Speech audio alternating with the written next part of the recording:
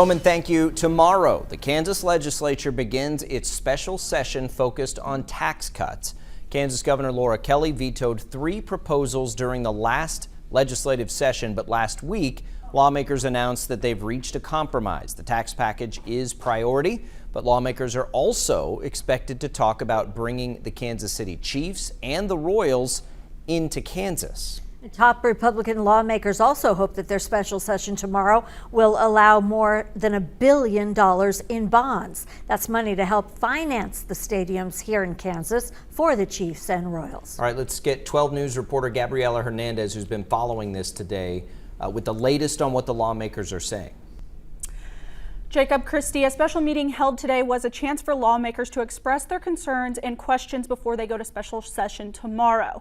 The state will look to finance a STAR bond that covers 70% of the cost of the new stadiums, and they will have a 30-year payback period.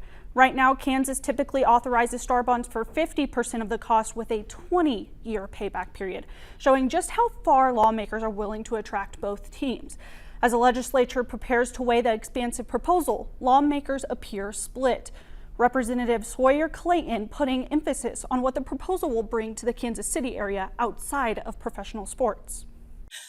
I am not particularly inclined to support this based on any sort of misogynistic sports culture. I couldn't care less. If I support this, tell me a little bit more about this, what this does, bare bones, economically for the Kansas City area, in particular for the workers.